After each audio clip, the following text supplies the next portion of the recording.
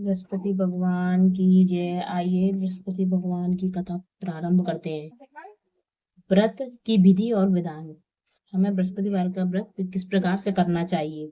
बृहस्पतिवार के दिन जो जो भी स्त्री पुरुष व्रत करे उसको चाहिए कि वह दिन में एक ही समय भोजन करे, क्योंकि इस दिन बृहस्पतिश्वर भगवान का पूजन होता है। भोजन पीले चने की दाल आदि का करें, परंतु नमक नहीं खाएं। पीले वस्त्र पहने, पीले ही फलों का प्रयोग करें, पीले चंदन से पूजन करें। पूजन के बाद प्रेम पूर्वक बृहस्पति देव की कथा सुननी चाहिए। इस व्रत को करने से मन की समस्त इच्छाएं पूर्ण होती हैं। बृहस्पति महाराज प्रसन्न होते हैं। धन, पुत्र, विद्या तथा मनवांछित फलों की प्राप्ति होती है। परिवार में सुख और शांति रहती है। इसलिए यह व्रत सर्वश्रेष्ठ तथा अति फलदायक है। इस व्रत में केले का पूजन करना चाहिए। कथा और पूजन के समय मन और कर्म वचन से शुद्ध होकर जो इच्छा हो बृहस्पति देव से प्रार्थना करनी चाहिए। उन इच्छाओं को बृहस्पति देव अवश्य पूर्ण करते हैं, ऐसा मन में दृढ़ विश्वास रखना चाहिए। बृहस्पति व्रत कथा। बोलो बृहस्पति भगवान की जय। प्राचीन समय में भारत में एक राजा राज्य करता था। वह बड़ा प्रतापी और दानी था। वह नित्य मंदिर में दर्शन करने जाता था तथा ब्राह्मण और गुरु की सेवा किया करता था। उसके द्वार से कोई भी निराश होकर नहीं लौटता था। वह प्रत्येक गुरुवार को व्रत एवं पूजन करता था। वह गरीबों की सहायता करता था, परंतु यह बातें उसकी रानी को अच्छी नहीं लगती थी। ना वह व्रत करती और ना किसी को एक भी पैसा दान में देती थी तथा राजा से भी ऐसा करने के लिए मना किया करती थी। एक समय राजा शिकार खेलने वन को गए हुए थे। घर पर रानी और दासी थी। उस समय गुरु बृहस्पति देव एक साधु रूप धारण कर राजा के दरवाजे पर भिक्षा मांगने गई तथा भिक्षा मांगी तो रानी कहने लगी कि हे साधु महाराज, मैं इस दान पुण्य से तंग आ गई हूँ। मेरे से तो घर का कार्य समाप्त नहीं होता। इस कार्य के लिए तो मेरे पतिदेव ही बहुत हैं।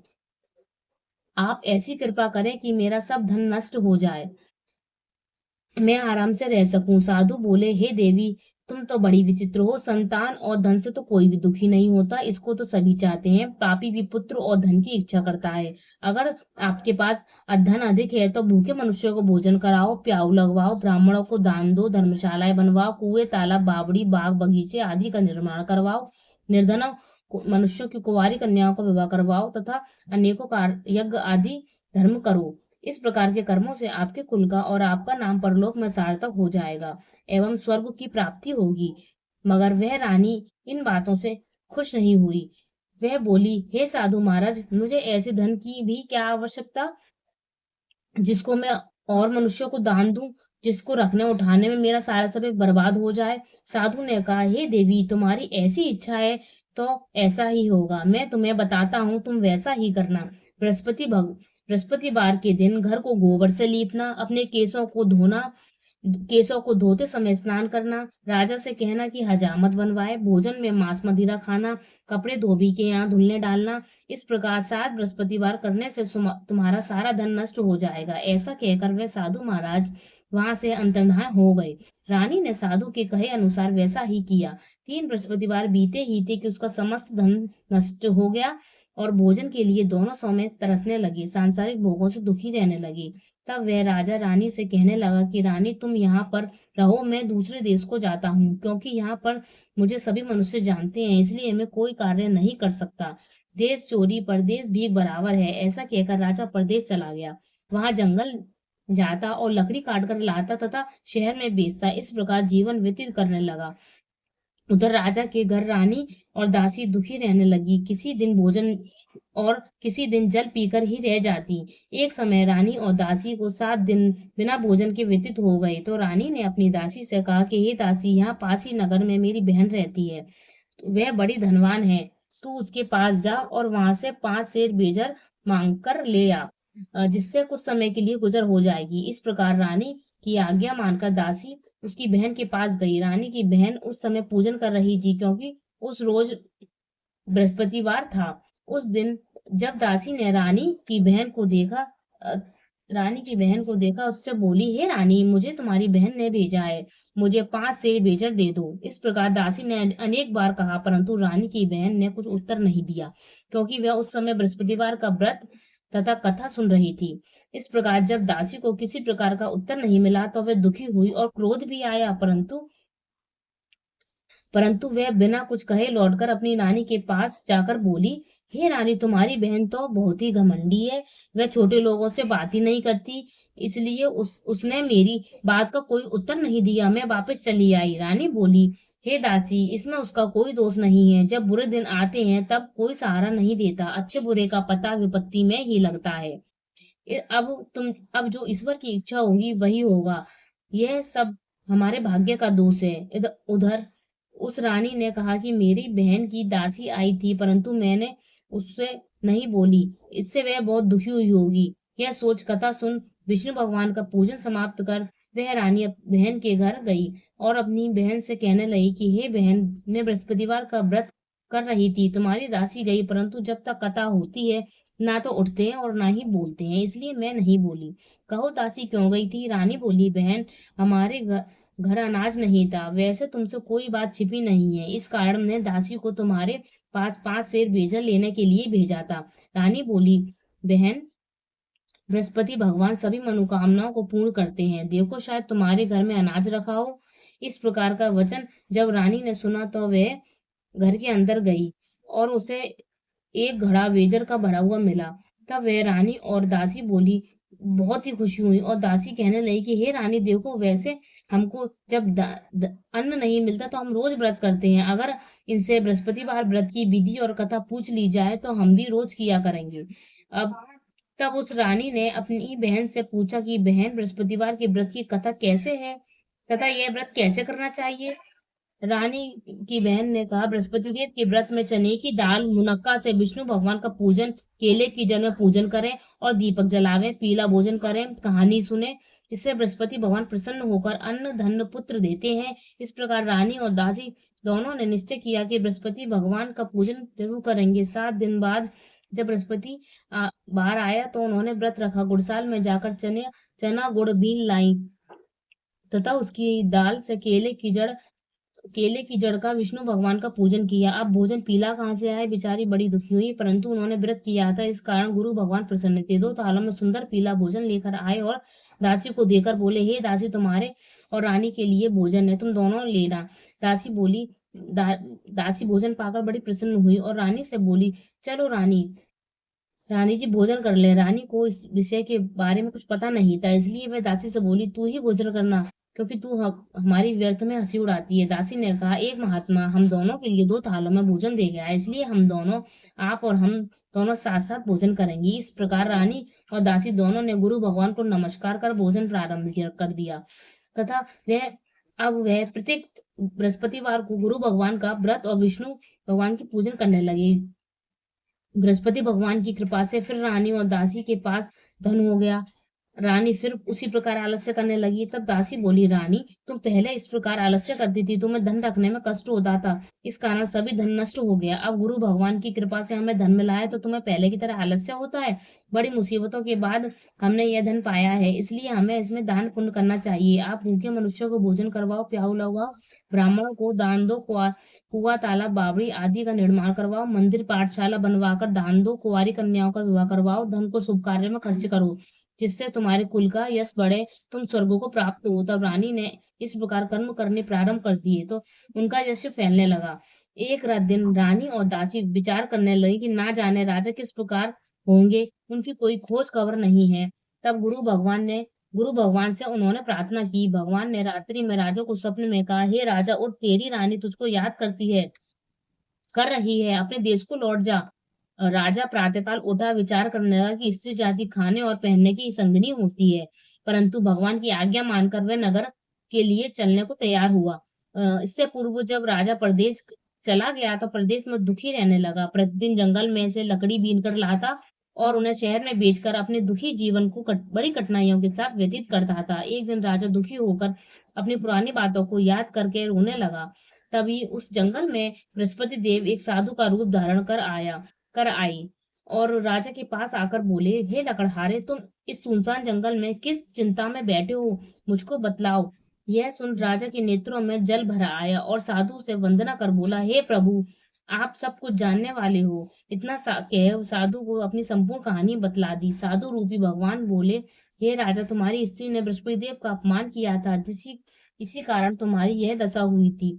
अब तुम किसी प्रकार की चिंता मत करो, भगवान तुम्हें पहले से अधिक धनवान करेगा। तुम्हारी स्त्री ने गुरुवार का व्रत प्रारंभ कर दिया है और तुम मेरा कहना मानकर बृहस्पतिवार को व्रत करके चने की दाल गुड़ जल को लोटे में डालकर केले का पूजन करो, फिर कथा सुनो, भगवान तुम्हारी सब मनोकामना को पूर्ण करेंगे। साधु को प्रसन्न देखकर राजा बोला, हे प्रभु, मुझे लकड़ी बेचकर इतना पैसा नहीं मिलता जिससे मैं भोजन के उपरांत कुछ बचा सकूं। मैंने रात्रि में अपनी रानी को व्याकुल देखा है, मेरे पास कुछ भी नहीं है जिससे मैं उसकी खबर खबर तो मंगा सकूं, और फिर कौन सी कहानी कहूं यह मुझको नहीं मालूम है। साधु ने कहा, हे राजन, तुम किसी बात की चिंता मत करो। बृहस्पतिवार के दिन तुम रोजाना की तरह लकड़ियां लेकर शहर में जाओ, तुमको रोज से दोगुना धन प्राप्त होगा, जिससे तुम भली भांति भोजन कर लोगे। बृहस्पति देव का पूजन का सामान भी आ जाएगा। और बृहस्पति देव की कहानी कहना निम्न प्रकार से। बृहस्पति देव की कहानी। प्राचीन काल में एक ब्राह्मण था, वह बहुत निर्धन था, उसकी कोई संतान नहीं थी, उसकी स्त्री बहुत ही मलिनता के साथ रहती थी। वह ना तो स्नान करती, ना किसी देवता की पूजन करती, प्रातःकाल उठते ही सर्वप्रथम भोजन करती, बाद में कोई अन्य कार्य करती थी। इससे ब्राह्मण देवता बड़े दुखी थे, बेचारे बहुत कुछ कहते थे परंतु उसका कोई परिणाम ना निकलता। भगवान की कृपा से ब्राह्मण के स्त्री के कन्या रूपी एक उत्पन्न कन्या रत्न पैदा हुई, जिससे वह कन्या अपने पिता के घर बड़ी होने लगी। वह बालिका प्रातः काल स्नान करके विष्णु भगवान का जप करती और तथा बृहस्पतिवार का व्रत भी करती। अपने पूजा पाठ को समाप्त करके स्कूल जाती, अपनी मुट्ठी में जौ भरकर ले जाती, उसको पाठशाला के मार्ग में डालती जाती, तो वे स्वर्ण के हो जाते, लौटते समय उनको बीनकर घर में ले आती। एक दिन वह बालिका सूप में उन सोने के जौ को फटक कर साफ कर रही थी। उसके पिता ने देख लिया और कहा, बेटी, सोने के जौ को फटकने के लिए सोने का सूप होना चाहिए। दूसरे दिन गुरुवार था। इस कन्या ने उस दिन व्रत रखा था और बृहस्पति देव ने प्रार्थना करने लगी कि हे प्रभु, मैंने आपकी पूजा सच्चे मन से की है, तो मुझे सोने का सूप दे दो। बृहस्पति देव ने उसकी प्रार्थना स्वीकार कर ली। रोजाना की तरह यह कन्या जौ फैलाती हुई जाने लगी। जब जौ लौटकर जौ बीन रही थी, तो बृहस्पति देव की कृपा से सोने का सूप मिला। वे घर में ले आई और उससे जौ साफ करने लगी, परंतु उसकी माँ का वही ढंग रहा। एक दिन की बात है कि वह कन्या सोने के सूप में जौ साफ कर रही थी। उस समय उस शहर में राजा का पुत्र वहां से होकर निकला। इस कन्या के रूप में कार्य करता देख मोहित हो गया। अपने घर में आकर भोजन जल त्याग कर उदास होकर लेट गया। राजा को जब इस बात का पता चला कि तो वह अपने मंत्रियों के साथ उसके पास गए और बोले, हे बेटा, तुम्हें किस प्रकार का कष्ट है? किसी ने अपमान किया है अथवा कोई और कारण है तो मुझे बताओ, मैं वही करूंगा जिससे तुम्हें प्रसन्नता हो। अपने पिता की राजकुमार ने बातें सुनी तो वह बोला, मुझे आपकी किसी बात का कोई दुख नहीं है, किसी ने मेरा अपमान नहीं किया, परंतु मैं उस लड़की के साथ विवाह करना चाहता हूँ जो सोने के सूप में जो साफ कर रही थी। यह सुन राजा आश्चर्य में पड़ा और बोला, हे बेटा, इस तरह की कन्या का पता तुम ही लगाओ, मैं उसके साथ तुम्हारा विवाह अवश्य करवा दूंगा। राजकुमार ने उस लड़की के घर का पता बतलाया। तब मंत्री उस लड़की के घर गए और ब्राह्मण देवता को सभी हाल बताया। ब्राह्मण देवता राजकुमार के साथ अपनी कन्या का विवाह कराने के लिए तैयार हो गए। विधि विधान के अनुसार ब्राह्मण की कन्या का विवाह राजकुमार के साथ हो गया। कन्या के घर से जाते ही पहले की भांति उस ब्राह्मण देवता के घर में गरीबी का निवास हो गया। अब भोजन के लिए भी अन्न बड़ी मुश्किल से मिलता। एक दिन दुखी होकर ब्राह्मण देवता अपनी पुत्री के पास गए। बेटी ने पिता की दुखी अवस्था को देखकर और अपनी माँ का हाल पूछा। तब ब्राह्मण ने सभी हाल कहा। कन्या ने बहुत सा धन देकर अपने पिता को विदा किया। इस तरह ब्राह्मण का कुछ समय सुखपूर्वक व्यतीत हुआ। कुछ दिन बाद फिर वही हाल हुआ। ब्राह्मण फिर अपनी कन्या के यहाँ गया और सभी हाल कहा तो लड़की बोली, हे पिताजी, आप माताजी को यहाँ लेवा लाओ, मैं उन्हें विधि बता दूंगी जिससे उनकी गरीबी दूर हो जाएगी। वह ब्राह्मण देवता अपनी स्त्री को साथ लेकर पहुंचे तो पुत्री अपनी माँ को समझाने लगी कि हे माँ, तुम प्रातः काल उठकर सर्वप्रथम स्नान आदि करके विष्णु भगवान का पूजन करो तो सब दरिद्रता दूर हो जाएगी। परंतु उसकी माँ ने उसकी एक बात नहीं मानी और प्रातःकाल उठकर अपनी पुत्री और बच्चों का जूठन खा लिया। यह देखकर उसकी पुत्री को बहुत ही गुस्सा आया। एक रात को कोठरी में सभी सामान निकालकर उसने अपनी माँ को बंद कर दिया। प्रातःकाल उसमें से निकाला और स्नान आदि करा के पाठ करवाया तो उसकी माँ की बुद्धि ठीक हो गई। और वह फिर प्रत्येक बृहस्पतिवार का व्रत रखने लगी। इस प्रकार इस व्रत के प्रभाव से उसकी माँ भी बहुत धनवान और पुत्रवती हो गई। वह बृहस्पति जी के प्रभाव से स्वर्ग को प्राप्त हुई। वह ब्राह्मण भी सुखपूर्वक इस लोक में सुख भोग कर स्वर्ग को प्राप्त हुए। इस प्रकार कहानी कहकर साधु देवता वहां से लोप हो गए। धीरे धीरे समय व्यतीत होने पर फिर बृहस्पतिवार का दिन आया। राजा जंगल में लकड़ी काट कर किसी शहर में बेचने गया। उस दिन उस दिन हर दिन से अधिक पैसा मिला। राजा ने चना गुड़ आदि लाकर बृहस्पतिवार का व्रत किया। उस दिन से उसको सभी दुख दूर हो गए। परंतु जब राजा दोबारा बृहस्पतिवार का दिन आया तो वह बृहस्पतिवार का व्रत करना भूल गया। इस कारण बृहस्पति भगवान नाराज हो गए। उस दिन उस नगर के राजा ने विशाल यज्ञ का आयोजन किया था। शहर में यह घोषणा करवा दी कि कोई भी मनुष्य अपने घर पे भोजन ना बनाए और आग भी ना जलाए। समस्त प्रजा मेरे यहाँ भोजन करने आए। इस आज्ञा को जो न मानेगा उसको फांसी की सजा दी जाएगी। इस तरह की घोषणा संपूर्ण नगर में करवा दी गई। राजा की आज्ञा अनुसार शहर में सभी लोग लकड़ी भोजन करने गए, लेकिन लकड़हारा कुछ देर में पहुंचा, इसलिए राजा उसको अपने महल में घर लेवा लाए। अब अब जब वे उसे घर पर भोजन करवा रहे थे तो रानी की दृष्टि उस खूंटी पर पड़ी जिस पर उसका हार लटका हुआ था। वह हार वहां पे दिखाई नहीं दिया। रानी को निश्चय हो गया कि मेरा हार इसी मनुष्य ने चुराया है। उसी समय सैनिकों को बुलाकर उसको जेल खाने में डलवा दिया। जब राजा जेलखाने में पड़ गया तो उसको बहुत दुखी होकर विचार करने लगा कि ना जाने मैंने कौन से पूर्व जन्मों के कर्म किए हैं कि मुझे ऐसा दुख प्राप्त हुआ है। वह उसी साधु को याद करने लगा जो जंगल में मिला था। उस समय तत्काल बृहस्पति देव साधु के रूप में प्रकट हो गए और उसकी यह दशा देखकर कहने लगे कि अरे मूर्ख, तूने बृहस्पति देवता की कथा नहीं कही, इस कारण तेरे को यह दुख प्राप्त हुआ है। अब चिंता मत कर, बृहस्पतिवार के दिन जेल खाने के दरवाजे पर तुझे 4 पैसे पड़े मिलेंगे। उनसे तू बृहस्पति देव की पूजा करना और तेरे सभी कष्ट दूर हो जाएंगे। बृहस्पतिवार के रोज उसे रुपए पड़े मिले। राजा ने कथा कही। उसी रात्रि को बृहस्पति देव ने उस नगर के राजा को स्वप्न में कहा कि हे राजा, तुमने जिस आदमी को जेल खाने में बंद कर दिया है वह निर्दोष है, वह राजा है, उसे छोड़ दे। रानी का हार उसी खूंटी पर लटका हुआ है। अगर तू ऐसा नहीं करेगा तो मैं तेरा राज्य नष्ट कर दूंगा। इस तरह के रात्रि स्वप्न को देख राजा प्रातःकाल उठा और खूंटी पर हार देखकर लकड़हारे को बुलवाया, क्षमा मांगी। राजा के योग्य सुंदर वस्त्र आभूषण देकर विदा किया। साधु की आज्ञा अनुसार राजा अपने नगर को चल दिया। राजा जब नगर के निकट पहुंचा तो उसे बड़ा आश्चर्य हुआ। नगर में पहले से अधिक बाग, तालाब, कुएं तथा बहुत सारी धर्मशालाएं और मंदिर आदि बन गए थे। राजा ने पूछा कि यह किसका बाग और धर्मशाला है। तब नगर के सब लोग कहने लगे कि ये सब रानी और दासी द्वारा बनवाए गए हैं। राजा को आश्चर्य हुआ और गुस्सा भी आया।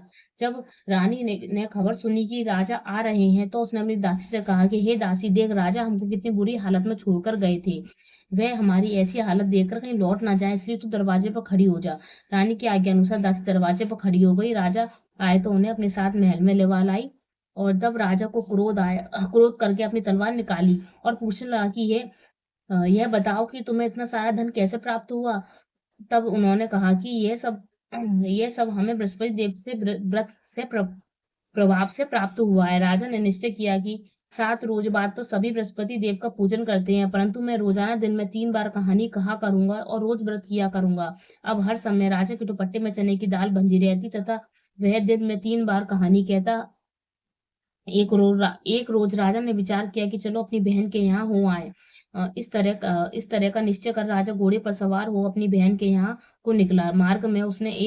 मार्ग में देखा कि कुछ आदमी एक मुर्दे को लिए जा रहे हैं। उन्हें रोककर राजा कहने लगा कि अरे भैया, मेरी बृहस्पतिवार की कहानी सुन लो। वे बोले, लो, हमारा तो आदमी मर गया है, इसको अपनी कथा की पड़ी है। परंतु कुछ आदमी बोले, अच्छा कहो, हम तुम्हारी कथा भी सुनेंगे। राजा ने चने की दाल निकाली और कथा कहनी शुरू कर दी। कथा कहने लगा। जब कथा आधी हुई तो मुर्दा हिलने लगा और जब कथा समाप्त हो गई तो राम राम करके मुर्दा खड़ा हो गया। आगे मार्ग में उसे एक किसान खेत में हल चलाता मिला। राजा ने उसे देखा और बोला, अरे भैया, तुम मेरी बृहस्पतिवार की कथा सुन लो। किसान बोला, जब तक मैं तेरी कथा सुनूंगा तब तक मैं 4 हरैया जोत लूंगा। जा अपनी कथा किसी और को सुनाना। इस तरह राजा आगे चलने लगा। राजा के हटते ही बैल पचाड़ खाकर गिर गया और उस किसान के पेट में बहुत जोर से दर्द होने लगा। उस समय उसकी माँ रोटी लेकर आई। उसने जब ये देखा कि उसका पुत्र से सभी हाल पूछा, तब बेटे ने सभी हाल कह दिया। बुढ़िया दौड़ी दौड़ी उस घुड़सवार राजा के पास गई और उससे कहने लगी कि मैं तेरी कथा सुनूंगी, तू अपनी कथा मेरे खेत पर ही चलकर कहना। राजा ने बुढ़िया के खेत पर जाकर कथा कही, जिससे सुनते ही बैल खड़े हो गए। किसान का पेट का दर्द भी बंद हो गया। राजा अपनी बहन के घर पहुंच गया। बहन ने भाई की खूब मेहमानी की। दूसरे रोज प्रातःकाल राजा जागा तो उसने उसने देखा कि सब लोग भोजन कर रहे हैं। राजा ने अपनी बहन से कहा कि ऐसा कोई मनुष्य है जिसने भोजन नहीं किया हो, वह बृहस्पतिवार की कथा सुन ले। बहन बोली, भैया ये देश ऐसा ही है, पहले यहाँ के लोग भोजन करते हैं, बाद में अन्य कार्य करते हैं। अगर कोई पड़ोस में हो तो मैं देख कर आती हूँ। वह ऐसा कहकर चली गई, परंतु ऐसा कोई भी व्यक्ति नहीं था जिसने भोजन न किया हो। अतः वह एक कुम्हार के घर गई जिसका लड़का बीमार था। उसे मालूम हुआ कि उसके यहाँ 3 दिन से भोजन नहीं किया है किसी ने। रानी ने अपनी भाई की कथा सुनने के लिए कुमार से कहा, तो वे तैयार हो गए। राजा ने उसके यहाँ जाकर बृहस्पतिवार की कथा कही, जिसको सुनकर ही उसका लड़का ठीक हो गया। अब तो राजा की प्रशंसा होने लगी। एक रोज राजा ने अपनी बहन से कहा कि हे बहन, जब हम अब हम अपने घर को जाएंगे, तुम तैयार हो जाओ। तो राजा की बहन ने अपनी सास से पूछा, तो सास बोली, हाँ चली जा, परंतु कोई लड़कों को मत ले जा, क्योंकि तेरे भाई के कोई औलाद नहीं है। बहन ने अपने भैया से कहा, हे भैया, मैं तो चलूंगी, परंतु कोई बालक नहीं जाएगा। राजा बोला, जब कोई बालक ही नहीं चलेगा तो तुम ही क्या करोगी चलकर। वह बड़े दुखी मन से राजा अपने नगर को लौट आया। राजा ने अपनी रानी से कहा कि हम निर्वंशी हैं, हमारा मुंह देखने का भी कोई धर्म नहीं है। इस आद, इस उदासी के कारण उसने कुछ भोजन नहीं किया। और रानी बोली, हे स्वामी, बृहस्पति देव ने हमें औलाद अवश्य देंगे। उसी रात को बृहस्पति देव ने राजा को स्वप्न में कहा, ये राजा उठ, सोच त्याग, तेरी रानी गर्भ गर्भ से है, 9वें महीने में उसके गर्भ से एक सुंदर पुत्र पैदा होगा। तब राजा बोला, हे रानी, स्त्री बिना भोजन के रह सकती है, पर बिना कहीं नहीं रह सकती। जब मेरी बहन आए तो तुम उससे कुछ मत कहना। तब राजा ने बहन से जब राजा की बहन ने यह शुभ समाचार सुना तो बहुत खुश हुई और बधाई लेकर अपने भाई के यहाँ आई। तभी रानी ने कहा, घोड़ा चढ़कर तो नहीं आई, पर गधा चढ़ी तब आई। राजा की बहन बोली, भाभी, मैं इस प्रकार से ना कहती तो तुम्हें संतान कैसे मिलती। बृहस्पति देव ऐसे ही हैं, जिसके मन में जो कामनाएं होती हैं वो सभी को पूर्ण करते हैं। जो सद्भावना पूर्वक कथा कथा पढ़ता है या सुनता है और दूसरों को सुनाता है, बृहस्पति देव उनकी सभी मनोकामना पूर्ण करते हैं तथा उनकी सदैव रक्षा करते हैं। संसार में जो मनुष्य सद्भावना से गुरु भगवान का पूजन व्रत सच्चे हृदय से करते हैं, उनकी सभी मनोकामना पूर्ण होती है। जैसे सच्ची भावना से रानी और राजा ने उनकी कथा का गुणगान किया तो उनकी सभी इच्छाएं बृहस्पति देव ने पूर्ण की। इससे इसलिए उनको कथा इसलिए सबको कथा सुनने के बाद प्रसाद देकर जाना चाहिए। हृदय से उनका मनन करते हुए जयकारा बोलना चाहिए। बोलो बृहस्पति भगवान की जय, विष्णु भगवान की जय, बृहस्पति भगवान की जय।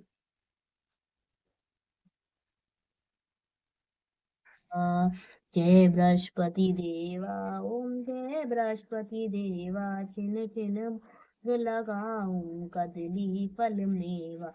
ओम जय बृहस्पति देवा, तुम पूर्ण परमात्मा, तुम अंतर्या स्वामी, तुम अंतर्यामी, जगत पिता जगदीश्वर, तुम सबके स्वामी। ओम जय बृहस्पति देवा, चरणामृत निज निर्मल, सब पात हरता, स्वामी सब पातक हरता, सकल मनोरथ दा, कृपा करो बरता। ओम जय बृहस्पति देवा, तन मन धन अर्पण कर, जो जन शरण पड़े, स्वामी जो जन शरण पड़े, प्रभु प्रकट तब हो कर, आकर द्वार खड़े। ओम जय बृहस्पति देवा, दीन दयाल दयानिधि, भक्तन हितकारी, पाप दोष सब हरता, बंधन। ओम जय बृहस्पति देवा, सकल मनोरथ दायक, सब सही हारो, स्वामी सब सही हारो, विषय विकार मिटाओ, संतन सुखकारी। ओम बृहस्पति देवा, जो कोई आरती ते प्रेम सहित गावे, स्वामी प्रेम सहित गावे, जेठ आनंद आनंद कर सो निश्चय, जय ओम जय बृहस्पति देवा। बोलो भगवान की जय, विष्णु भगवान की जय।